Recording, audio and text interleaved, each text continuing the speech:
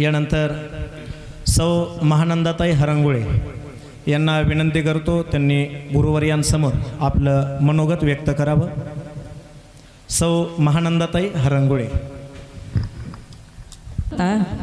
ब्रह्मांड नायकाचा नायक शंभूच्या चरणी साष्टांग प्रणिपात करून, तसेच गुरुमाऊली शंभोलिंग शिवाचार्य महाराज यांच्याही चरणी अनंत कोटी प्रणिपात करून, लिंगाख्य गुरु महालिंगेश्वर शिवाचार्य महाराज यांच्याही चरणी अनंत कोटी प्रणिपात करून, तुम्ही सर्व आलेले सद्भक्तजन तुमच्याही चरणी विनम्र अभिवादन करून, तुम्ही गुरुमाऊलीच्या प्रवचनासाठी इथं आलेला आहात, तुम्हाला त्याची आशा लागलेली आहे, परंतु मी माझं मनोगत 5 मिनिटामध्ये सादर करणार आहे।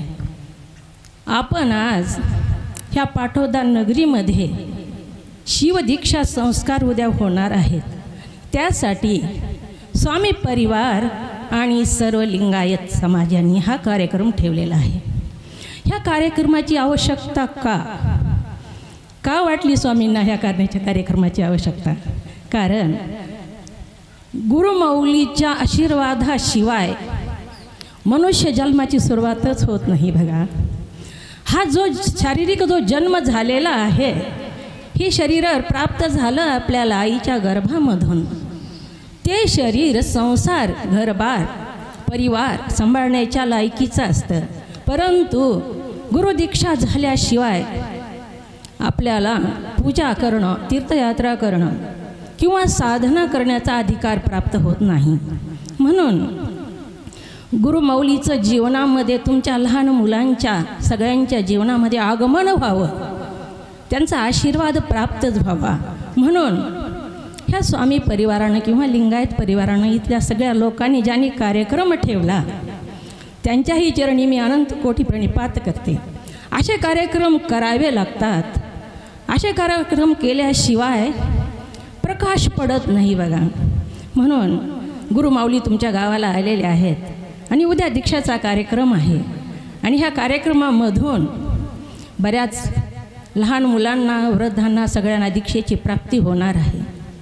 संसारामध्ये आपण माऊली आईला म्हणतो, ही जी माऊली असते बघा आई, ती अन्न रसाचा घास देते आणि शरीराला पुष्टी देते, परंतु गुरुमाऊली काय करतात? गुरुमाऊली तर ब्रह्मरसाचा घास भरवतात आणि आत्मज्ञानाची प्राप्ती करून देतात। तत्वमसी ते तूच आहेस ह्याचे ज्ञान, ह्याचं जाणीव करून देतात।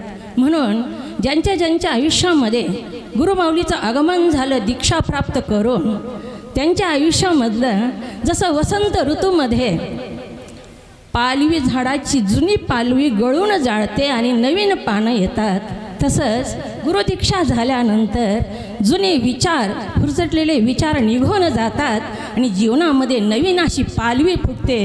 गुरुमाऊलीच्या आशीर्वादामुळं आपलं जीवन धन्य होऊन जातं। त्यांचे चरण इथं लागलेले आहेत आणि त्यांच्या प्रवचनाची तुम्हाला ओढ लागलेली आहे। मी काय उभारले येऊन असं तर वाटू देऊ नका, म्हणून मी माझे 4 शब्द गुरुमाऊलीच्या चरणी अर्पण करते आणि तुमच्याही सर्व